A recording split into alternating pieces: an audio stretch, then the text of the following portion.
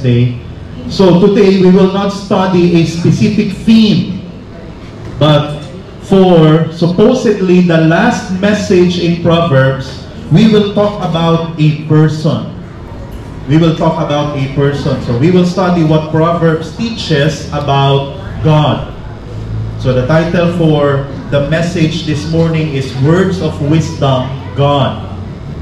So this is the 18th message in this series. And sabi ko nga, we will end the series this coming Wednesday. So what does Proverbs teach about God?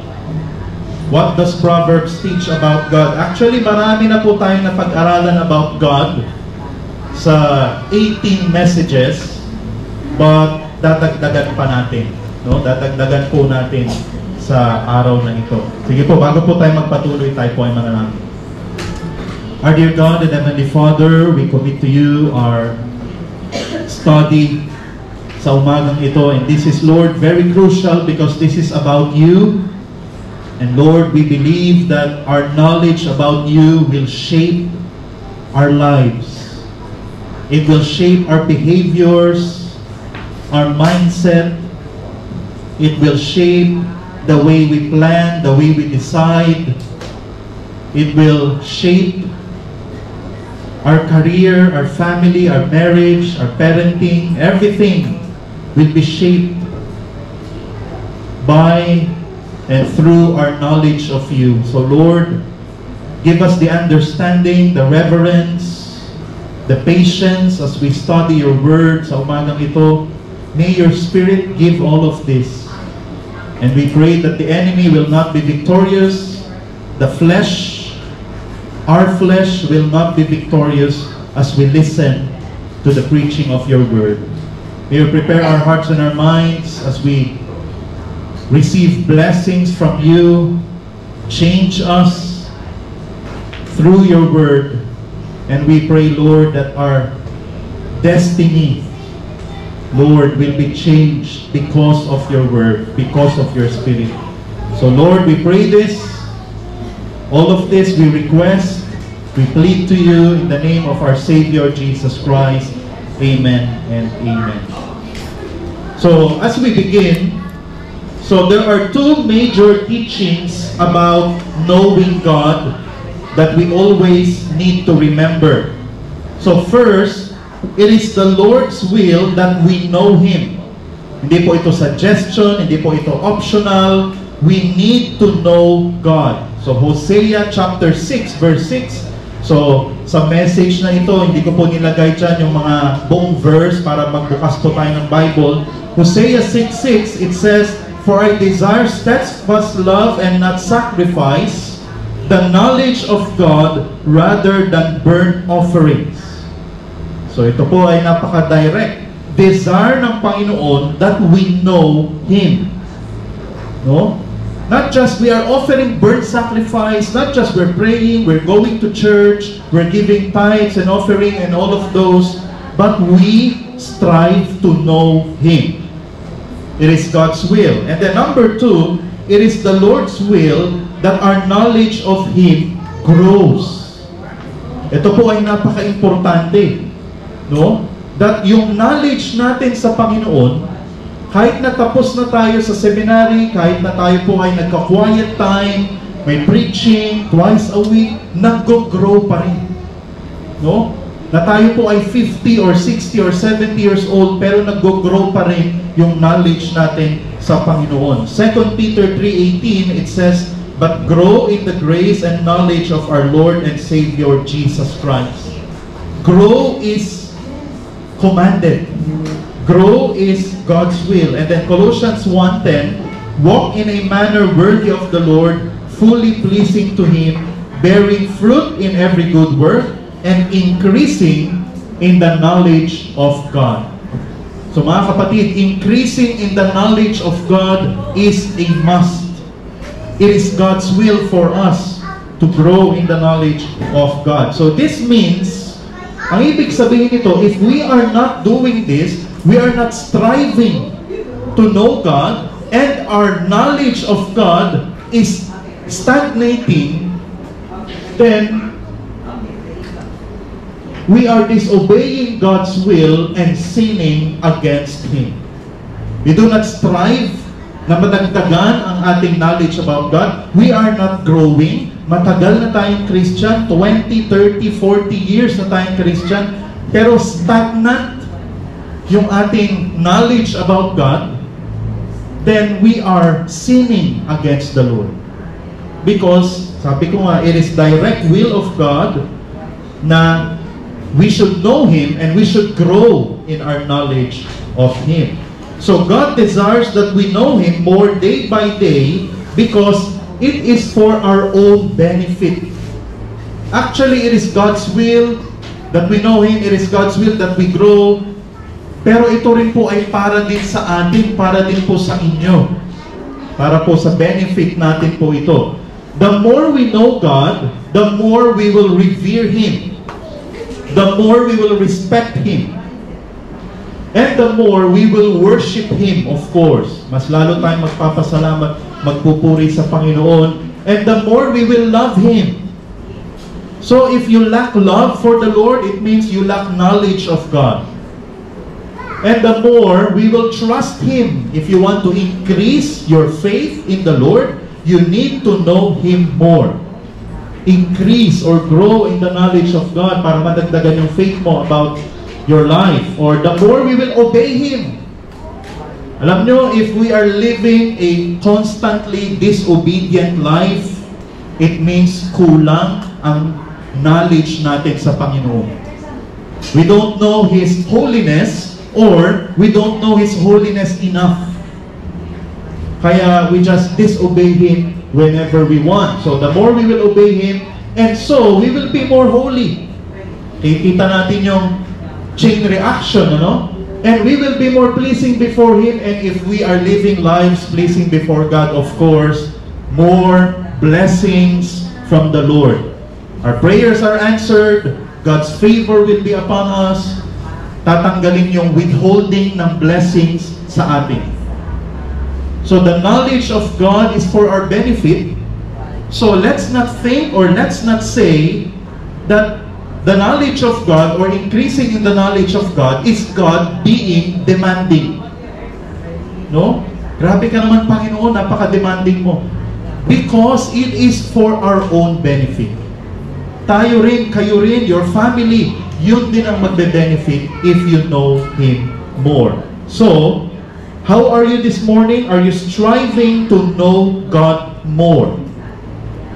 Are you striving to know God more? Are you increasing or stagnating in your knowledge of God? Please evaluate yourselves this morning. Now, because it is valuable and beneficial for us to know God more, it is good for us to study more about God, and we will study more about God from Proverbs. And this morning, we will study 3 general truths about God in Proverbs. Number 1, we will study first God's provisions. God's provisions. First, we will study what the Lord gives or what the Lord provides to His children.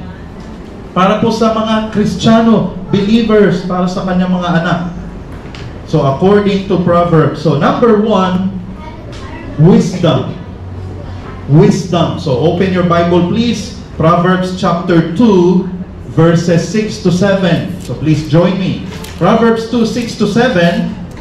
Ang binibigay ng Panginoon ay wisdom. So the verses says, "For the Lord gives wisdom, from His mouth come knowledge and understanding. He stores up sound wisdom for the upright." So wisdom, let us define again, because sabi ko nga, supposedly, this is the last message in Proverbs. So what is the meaning of wisdom? It means knowledge of holy and evil. The knowledge of right and wrong, pero hindi lang doon nagtatapos. Sabi ko nga, wisdom is the knowledge of good and evil and doing what is good. It is the knowledge of holy and evil and doing what is holy. That is wisdom. Ngayon, God gives wisdom. He gives us the knowledge of what is holy and right, and He gives us the energy or the strength to do what is holy and right.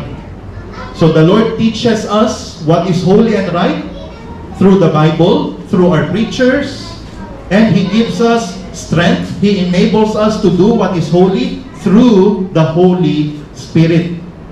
So, nagbibigay siya ng knowledge, nagbibigay ang Panginoon ng wisdom, ng understanding kung ano ang tama, at hindi lang yun. Ang ganda. Binibigyan na rin tayo ng lakas to do what is right. Lakas to do what is good. So, yan ang binibigay ng Panginoon. So, the Lord provides spiritual eyes or wisdom for us to see what is good and what pleases Him. So, this spiritual eyes, this wisdom ay para lang sa kanyang mga anak. So, wisdom is only, according to the verse, for the upright only. When we say upright, the righteous or believers. So, mga kapatid, if you want wisdom to make the right and holy decisions in your life, no? Family, career, spiritual life, love life, financial, health decisions. If you want wisdom, you ask wisdom from God. And according to James 1:5, if any of you lack wisdom, let him ask of God, who gives to all men generously or liberally. So this is number one. If you want wisdom, you are expecting there's an impending decision that you have to make for you, for your life, then ask wisdom from God, and He will give it to you. What a wonderful promise. So number two, protection. So let's open our Bibles, Proverbs 2:7-8, and then Proverbs 30 verse 5. So let me read muna 2:7-8. He is a shield to those who walk in integrity, guarding the paths of justice and watching over the way of His saints. Napakaganda. Proverbs 30 verse 5, every word of God is flawless. He is a shield to those who take refuge in Him. So, the Lord shields us from all harm and danger, and from evil men, and even from evil spirits. He protects us from the devil and his evil angels. He protects us from temptations and from wrong and sinful choices. The Lord keeps us from stumbling, according sa benediction sa Jude 24. He protects us daily. Napakaganda. Hindi lang every Sunday, hindi lang 1 hour every day. Daily, 24/7, the Lord protects us in all situations also. The Lord protects us physically, financially, sexually, intellectually. All of this, the Lord protects us. He uses His Word to protect us. This preaching is meant to protect you. He uses His Word. Your quiet time, the Lord uses that to protect you from evil, from sin. And He uses His people also to protect us. He uses our pastor, our small group leaders, our leaders, our preachers. He uses all of these people to protect you, to protect us. If you want protection from the devil and from evil men, from all harm and danger, ask God for it. Ask God for it. Sa anong larangan mo ba ikaw nangangailangan ng protection? No? Sa ang aspeto? So ask God for protection and He will give it to you. Number 3, confidence. Proverbs 3:25. Do not be afraid of sudden terror or of the ruin of the wicked. When it comes, for the Lord will be your confidence and will keep your foot from being caught. So confidence, in other words, courage. Confidence or courage, no, against suffering, The Lord will give us courage in the midst of suffering. Opposition. You want to share the gospel. You want to invite someone to church. You want to be a blessing to your workplace, to your community, pero may opposition, may persecution. The Lord will give you the courage to still pursue yung ministry na gusto mong gawin. And all attacks by the devil and evil men, the Lord will give us courage in the midst of attacks. Take note, God will not remove our hardships, our sufferings.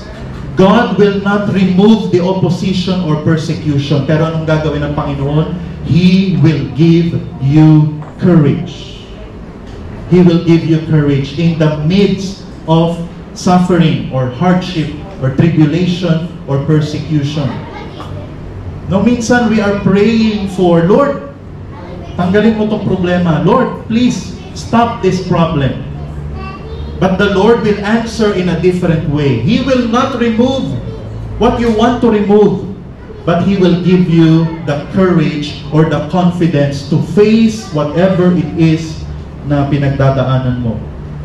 God will give us the courage to press on in our responsibilities. Minsan yun yung purpose ni Satan. Opposition, persecution, para mag-stop ka na sa pag-evangelize, para mag-stop ka na sa ministry, sa pagpunta sa church, para mag-stop ka na sa pag-invite, para mag-stop ka sa any ministry that you want to do. But God will give us the courage to press on. God Himself will defend us and resist those who oppose, persecute, or attack us. Yun yung maganda. Anong responsibility natin? To avenge? No. It's just to wait for the Lord to avenge for us or to resist those who oppose or persecute us. Siya ang gagawa nun. All we need to do is to wait. To pray and to wait. God will keep us from sinning or surrendering while experiencing this. Ito yung another meaning of this confidence or courage.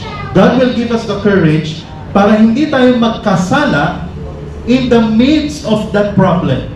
Para hindi tayo mag-compromise in the midst of that problem. And also, para hindi tayo sumuko in the midst of that problem. The Lord will give us confidence or courage. So if you want courage in the face of suffering, persecution, opposition, God gives it when we ask for it. Pray for that, and the Lord will give it to you. No? Saan aspeto mo ba kailangan ng confidence or courage? No? Pray for it from the Lord. Number 4, discipline. Discipline. Proverbs 3:11 to 12. Buksan po natin dyan.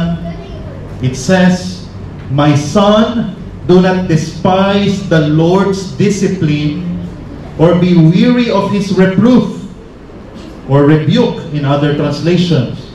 "For the Lord reproves him whom He loves, as a father the son in whom He delights."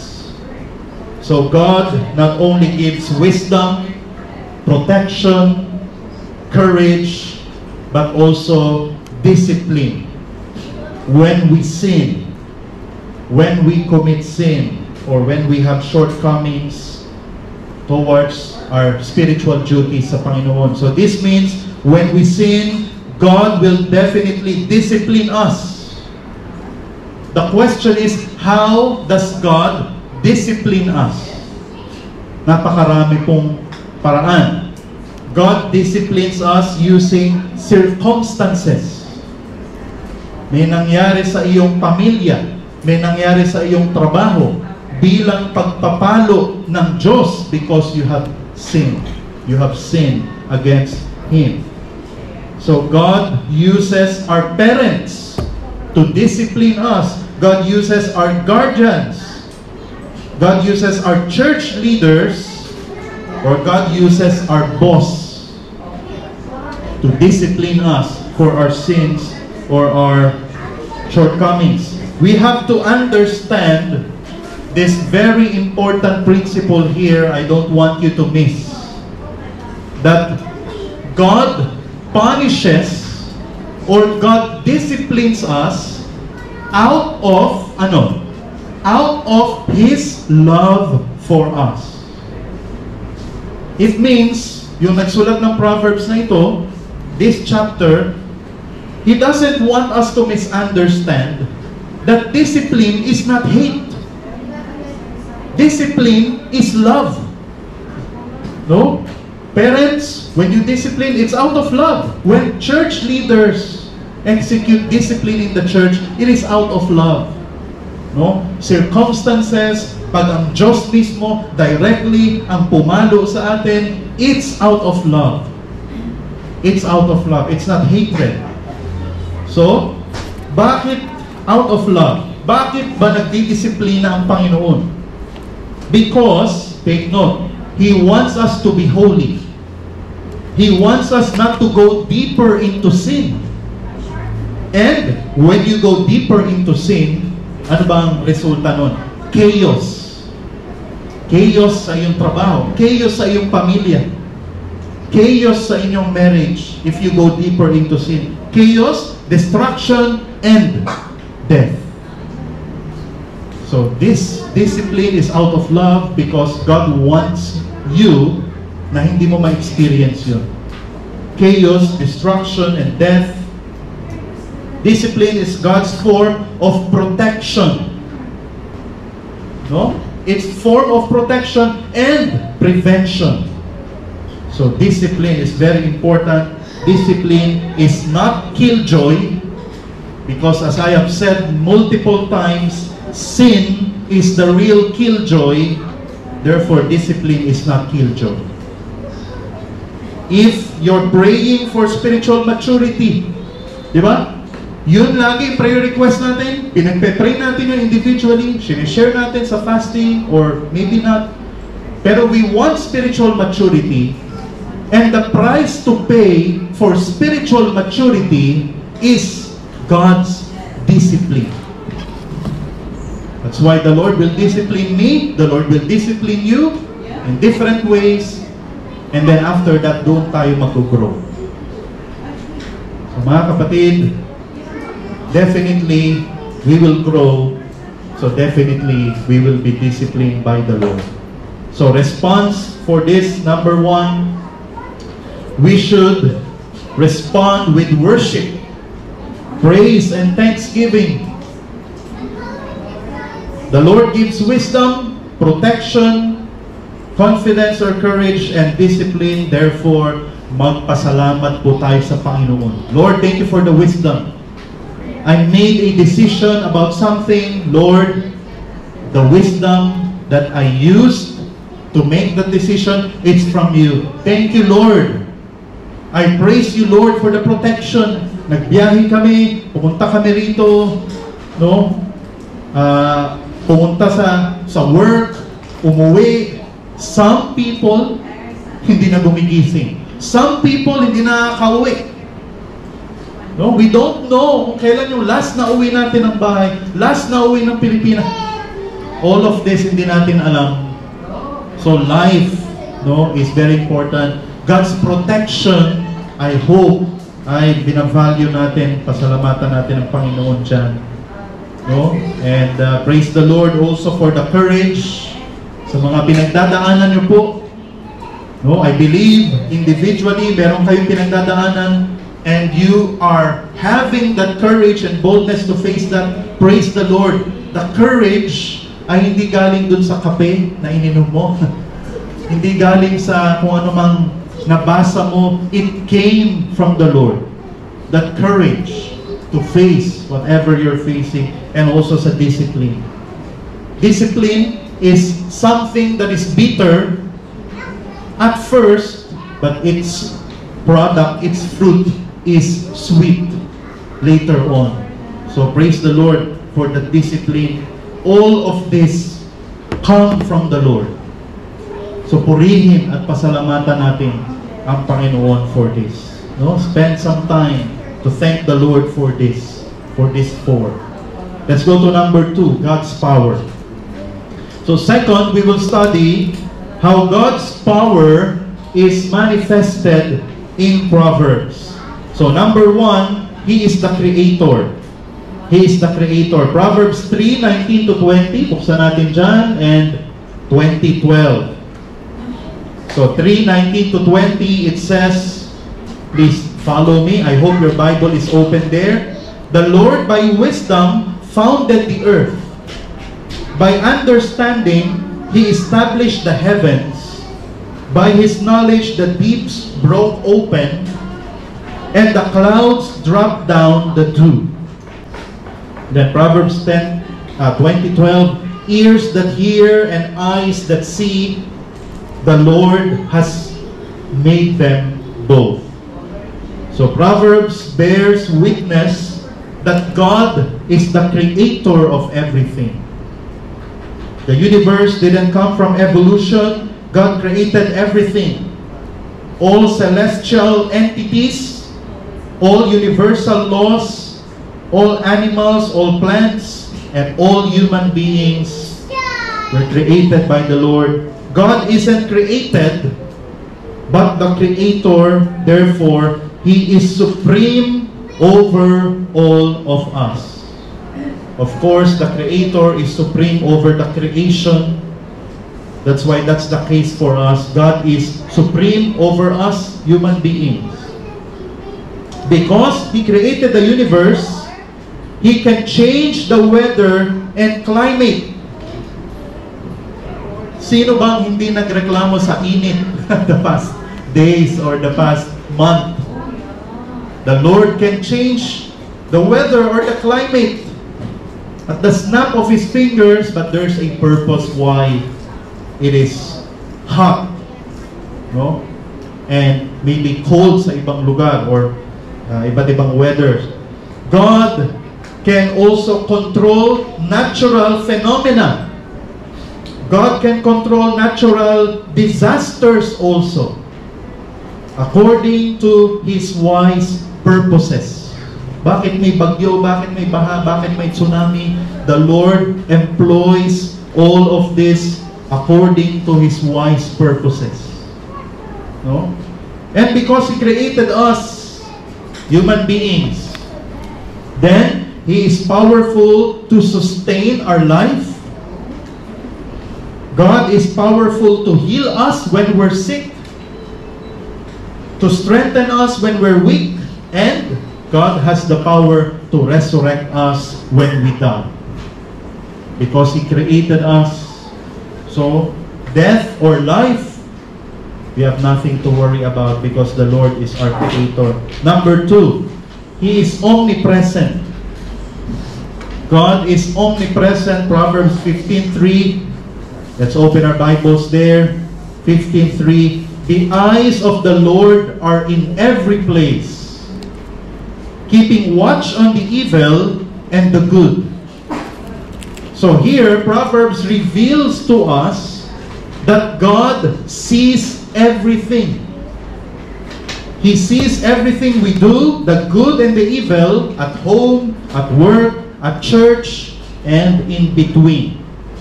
He sees everything, not because His eyes are everywhere, but of course the meaning of this is because He is everywhere. Anong ibig sabihin nito? Nasa bulsa ba natin ng Diyos? Nasa bag ba natin ng Diyos? No.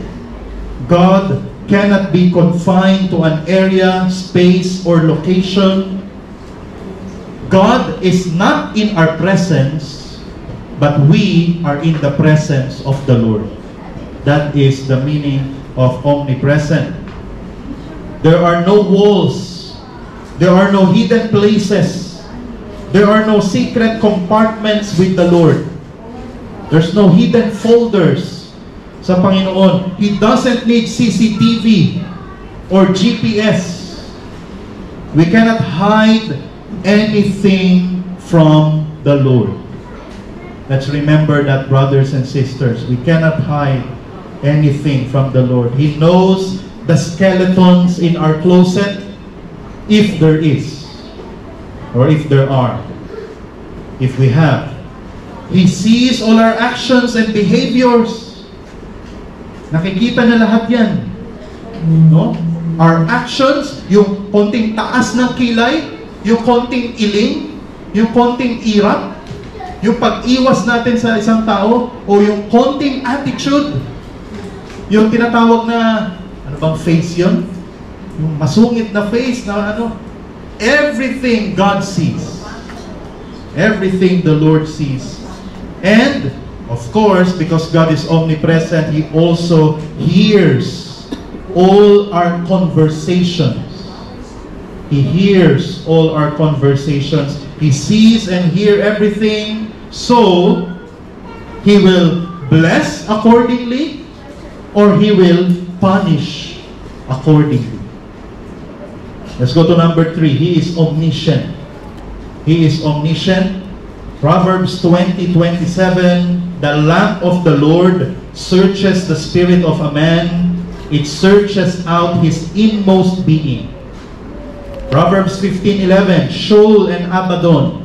Sa ibang translation, death and destruction lie open before the Lord. How much more the hearts of the children of men. So God knows everything about the universe and about you, about me. He knows all our thoughts. Anong iniisip mo ngayon? Katingin ka sa akin? O hindi ka nakatingin? Nagsusulat ka? God knows your thoughts and God knows your hesitations. God knows your joys and your fears, your likes and dislikes, your strengths and weaknesses, your successes and your sins, your victories and your failures. Alam lahat ng Panginoon. Nothing escapes the knowledge of God. He knows our plans. Proverbs 5:21, for a man's ways are before the eyes of the Lord, and He ponders all His paths. Alam ng Panginoon yung mga plano natin and yung ating plan within the plan, the hidden plan, behind the revealed plan. God knows everything. Proverbs 21:30, there is no wisdom, no insight, no plan that can succeed against the Lord. Alam ng Panginoon lahat ng plano natin. God knows our agenda, our objectives, our purposes. We may hide it from people, but we cannot hide it from God. The plans that will come to pass are only the plans na iaalaw ng Panginoon.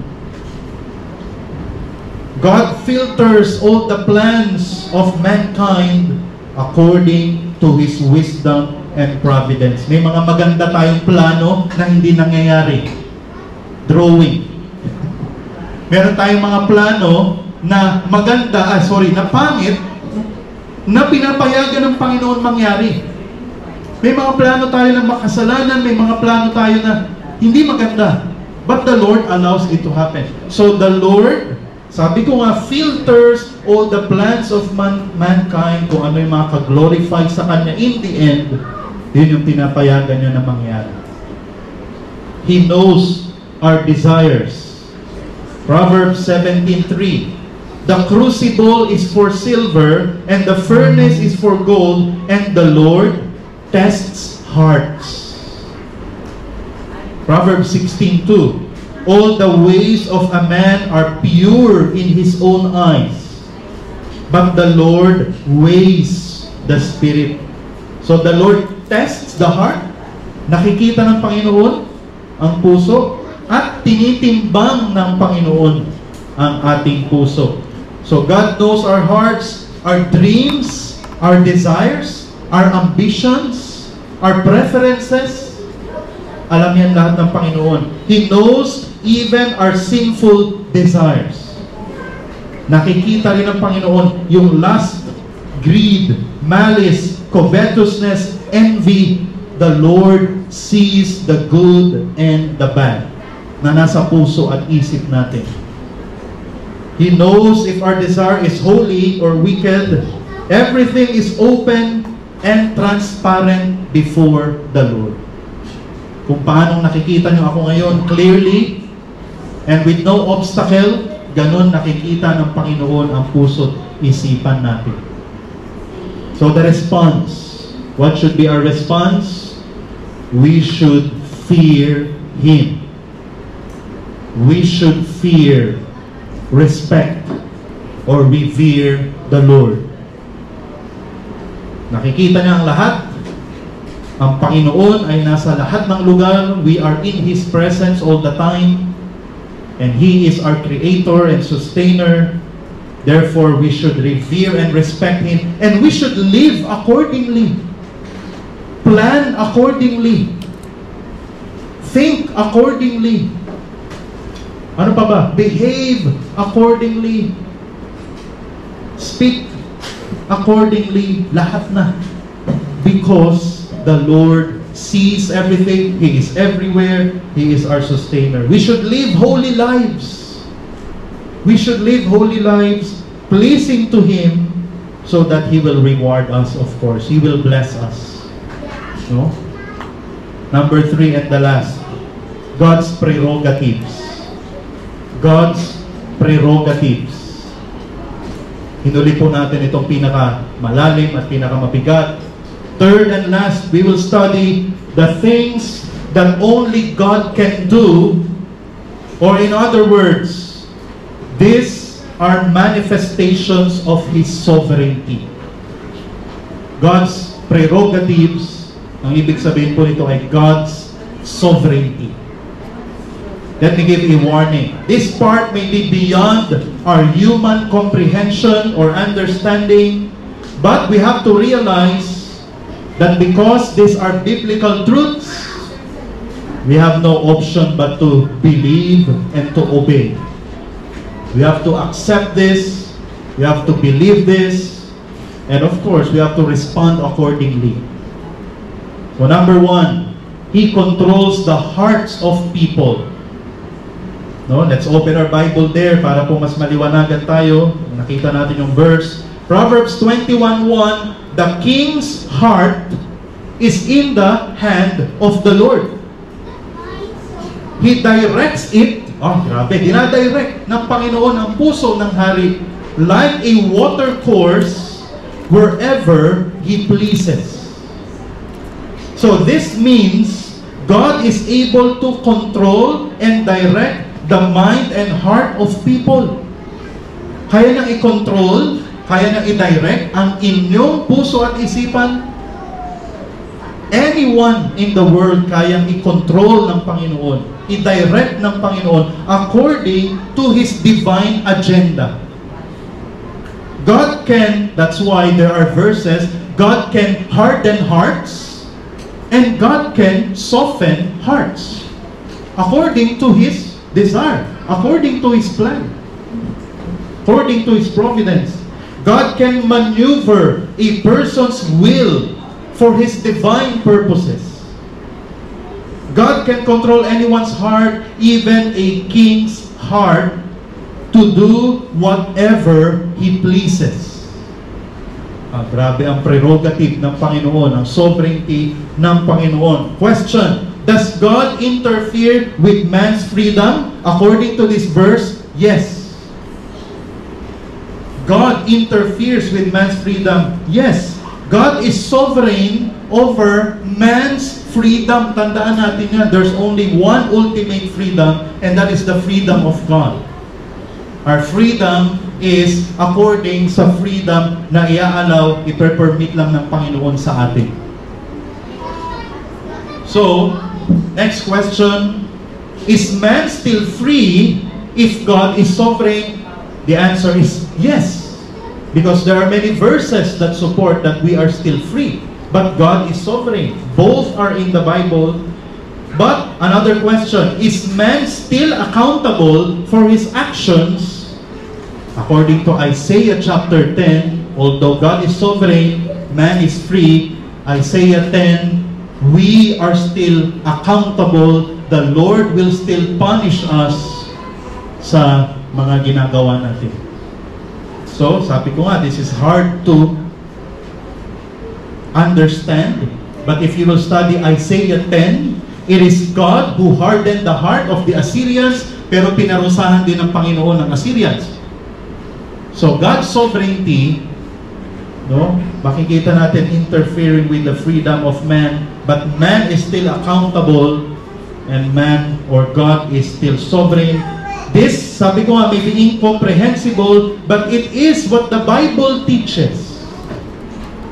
God is sovereign, He can direct, He can control minds and hearts, but man is still accountable, and we have to submit ourselves to the teaching of God's Word. But this is the wonderful implication. Please listen to this. God can alter the hearts and minds of leaders in the Middle East to stop the war. Pinagpe-pray natin na matigil na, kayang gawin nyo ng Panginoon anytime. Leader ng Israel, leader ng Hamas. Pero hindi na pa ginagawa. Why? Because may divine agenda nga. Another implication, God can influence, can control the hearts and minds of your family and your friends na sineshare mo ng gospel na ilang taon na, hindi pa rin tumatanggap sa Panginoon, nagpapasailalim sa Lordship ng Panginoon until now. God can alter, can control, can influence their mind and heart anytime. No? So ngayon, nagre-reject pa rin, but hindi natin alam kung kailan. So, makikita natin tayo, we cannot control hearts and minds, but God can. So when we share the gospel, let's remember this. When we pray for world events, let's remember this. God's prerogative, God can control the hearts of people. Next, number 2, He controls the answer of people. Words people say. Nabasa natin kanina sa ating scripture reading, Proverbs 16:1, the plans of the heart belong to man, but the answer of the tongue is from the Lord. Hindi lang puso't isipan, hindi lang actions, but yung salita na kokontrol din ng Panginoon. God also controls and directs how people speak and answer.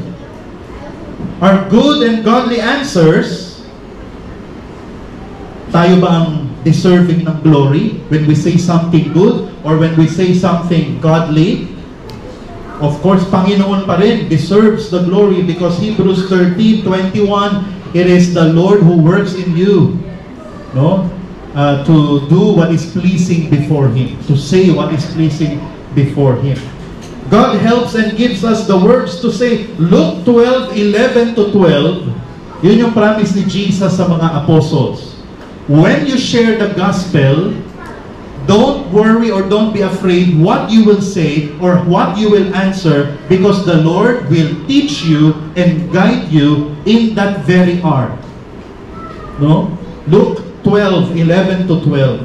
The Lord will help you to answer questions. Share the gospel, the Lord, the Holy Spirit will help you.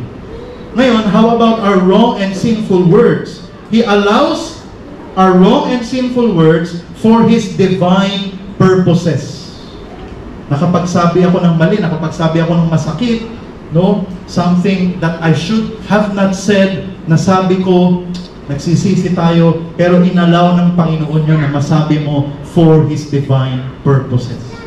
May plano ang Panginoon. O nakarinig din tayo ng ganong salita, no? Masakit, or something that we shouldn't hear, pero narinig natin. The Lord allow it for His divine purpose. Our flesh may also drive us to say words, no? Ephesians 5:3-4, foolish talk, filthiness, crude joking. The Lord allows this. The Lord allows our flesh minsan na makontrol yung ating how we speak, but it is for God's divine purpose. So, implication again. In this regard, how people answer us when we share the gospel ay nakadepende lang sa Diyos. Nag-share ka ng gospel, whether they will say yes or no to the gospel that we have shared, nakadepende sa Diyos ang kanyang answer.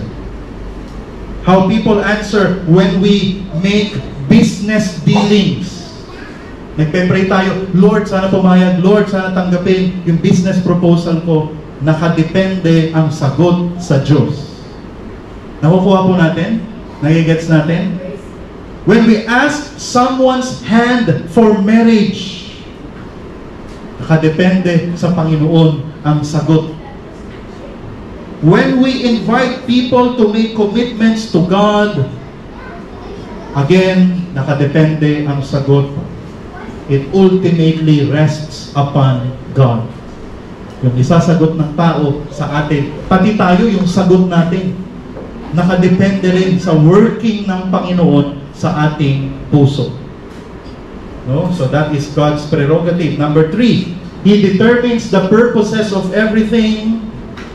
Verse 4, sa kanina sa ating scripture reading, Proverbs 16:4, the Lord has made everything for its purpose, even the wicked for the day of trouble.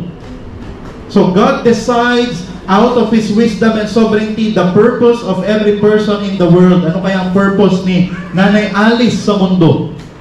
Anong purpose ni Erica sa mundo? Anong purpose ni Dulce? Kasi nabanggit ni Kuya Jel last Sunday sa message na favorite ko si Dulce. Naalala ko yun. Anong purpose ni Dulce sa mundo? The Lord determines all of our purpose. Anong purpose ni El? Anong purpose ni Gift? Anong purpose ng ating mga kabataan? The Lord determines this. He decides how each of us will bring glory to Him. For believers, the Lord decides kung anong spiritual gift na matatanggap natin. Kung saan tayo maglilingkod sa Panginoon, kung saan bansa, kung saan local church, what ministry we will do, choir, or flowers, or worship team, the Lord decides that. And the audience of our ministry, local church ba, or prison, or missions, the Lord decides this. And on the other hand, God also determines how He will use unbelievers for His glory. No? Because even unbelievers, Romans 9:17 to 23, the Lord can also use even unbelievers to achieve His glorious purposes. Even in the rejection of the unbelievers to the gospel, pwedeng gamitin ng Panginoon for His divine agenda. No? So the Lord determines the purpose of believers and unbelievers. Number 4, He determines our destiny. Proverbs 16:9. Proverbs 16:9. The heart of man plans his way, but the Lord establishes. Siya yung nag-establish ng hakbang natin. Siya yung nagde-decide kung saan tayo hahakbang. That's very specific in the original Hebrew. Kung ano yung tatapakan mo, dito na part, itong wooden panel na ito, kung saan ka tatapak, Lord ang magde-decide.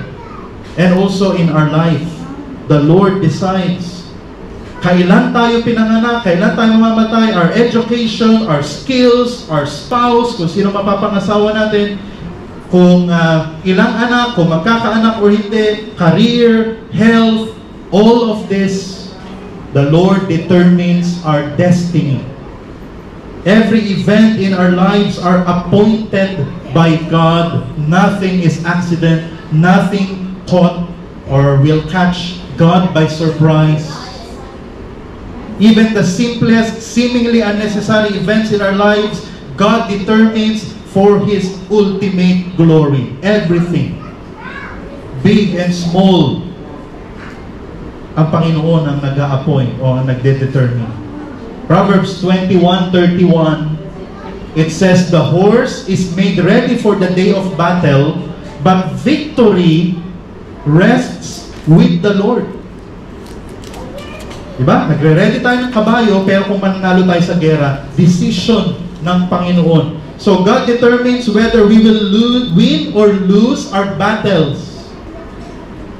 God will determine whether we will win or lose our problems, our struggles, challenges sa ating buhay, competitions na sinasalihan natin, games na sinasalihan natin. The Lord determines whether we will win or lose. God determines whether also our prayers will be answered according to our desire. Oh, sorry, not according to our desire, but according to His desire. So, victory or defeat rests upon the Lord. Proverbs 29:26, next. Many seek an audience with a ruler, but it is from the Lord that one gets justice. Yan din, dinedetermine din ng Panginoon. God is the ultimate dispenser of justice.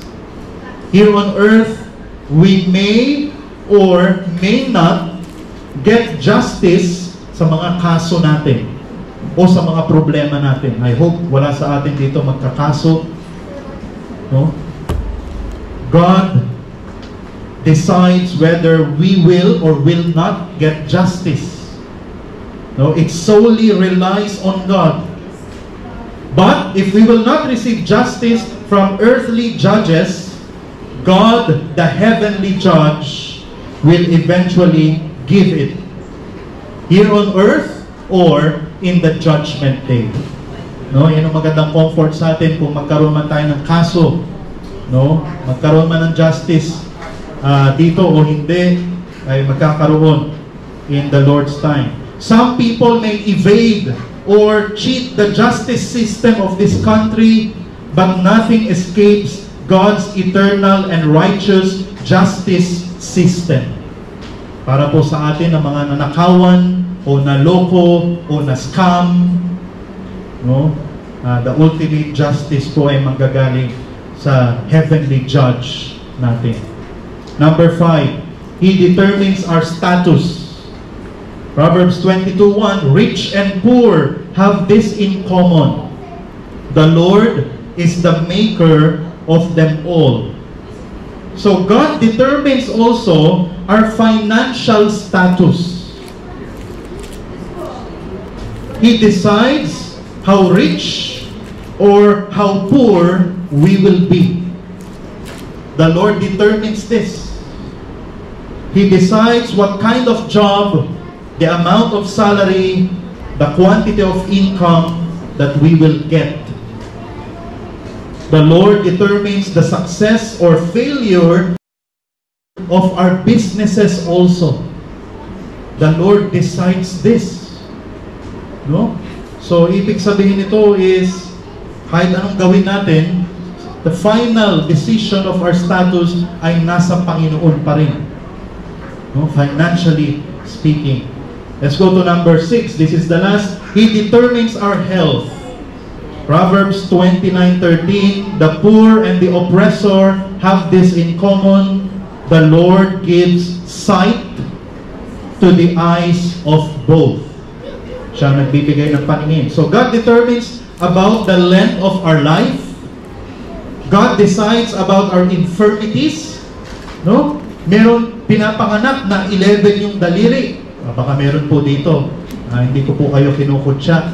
No? Meron po pinapanganak na isa lang yung mata. Na iba't ibang klase, no? Inborn na mga sakit or infirmity or illnesses. The Lord decides this. The Lord, siya ang nagde-decide. Minsan, ay, ano kayang ginawa ng parents nung nagdadalang tao doon? Minsan, ganun tayo eh. Di ba? Iniisip natin, baka kasalanan ng parents, baka may ginawa silang mali, or baka they are living in sin nung habang bago pinagbuntis. So, minsan, we are trying to track the reason kung bakit may sakit, bakit ganun siya. No? But ultimately, it is Panginoon lang ang nakakaalam. No? So, God decides also about our healing. When we will be healed or if we will be healed. Cancer, no, yung mga sakit na yan, the Lord ultimately decides if we will be healed or when we will be healed. So, God decides about our death also. When, where, how the Lord decides this. So responses. How should we respond to this? God's sovereignty, which is really beyond human comprehension, kung paano ginagawa ng Diyos ito, how He decides, the dynamics of this, malalaman na lang natin sa langit. So how should we respond? Number one, stop worrying. First response, because these 6 things are under God's sovereign control alone, then we should stop worrying about this. Hindi naman pala natin ito makokontrol. Wala tayong magagawa dito. Prerogative lang ng Panginoon. So we should stop worrying. We cannot heal cancer. We cannot extend our lifespan. We cannot control our destiny. We cannot win all the time. We cannot increase our bank account. We cannot get justice all the time. We cannot manipulate people's hearts. We cannot manipulate people's answers. Kung anong isasagot nila sa atin. So, we should stop worrying about this. Amen po ba? Kung ito ay nakasalalay sa atin, itong 6, nako, we have reason to be worried, na mag-exert ng effort, ay nakasalalay pala sa akin yung isasagot ng ano, no? Yung magiging resulta, nakasalalay pala sa akin. So I have to tumbling and etc. But because hindi nakasalalay sa atin, we should stop worrying. Instead of worrying, number 2, trust God's sovereignty completely. Because everything is totally under the sovereign decision of God, we must pray to Him. It doesn't mean that we should stop worrying and we will stop praying na. Lord, nasa iyo naman pala nakasalalay eh. Kung maliligtas o hindi. Kung tatanggapin ako sa trabaho o hindi. No, yung destiny ko, yung isasagot sa akin, nakasalalay lang pala sa inyo. So, wala na tayong gagawin. Of course, pray to Him and lift up to Him all of these things, but ultimately, trust God for the results. Lord, kung ano yung result, it's up to you, Lord. It's up to you. But merong pangatlo. Number 3, control what we can control. Ano ibig sabihin nito? We cannot heal cancer, but we can live healthy. Di ba? We cannot extend our lifespan, but we can live healthy and exercise and eat what we have to eat. No? Avoid what we have to avoid. We cannot control our destiny, but we can control our attitudes. We can control our behaviors and we can control our mindset. Diba? Yung problema, hindi natin makokontrol yan. Lord, wag muna ngayong April. May, pwede na, Lord, problema. We cannot do that. No? Nasa desisyon ng Panginoon yan kung kailan tayo magkaka-problema or struggle. But we can control na attitudes, behaviors, and mindset. We cannot win all the time, but we can always work excellently. We can always give our best. We cannot increase our bank account, but we can work hard. We can save. We can budget. We cannot get justice all the time, but we can be honest and we can be a law-abiding citizen. We cannot manipulate people's hearts and words, but we can be faithful in evangelism and in preaching God's word.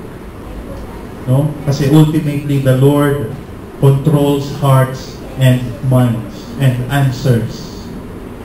So, ito po ang responses natin sa sovereignty ng Panginoon.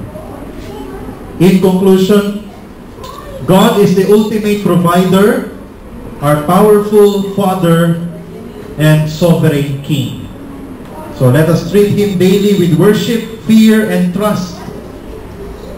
No? Tandaan natin yan. Worship, fear, and trust in whatever situations you have or you will have this week.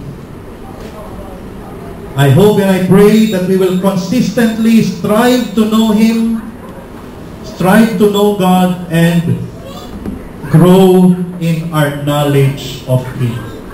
This is God's will, this is God's command. May we strive to grow in the knowledge of the Lord. Tayo po'y manalangin. Our dear God and Heavenly Father, thank you for teaching us about you, and help us, Lord, to respond accordingly. Forgive us, Lord, for our shortcomings regarding knowing you, intimacy with you, and help us, Lord, to know you more, to fear you, to worship you, and to trust you. Salamat, Lord. May your Spirit continually work in our hearts even after this preaching. In Jesus' name, amen.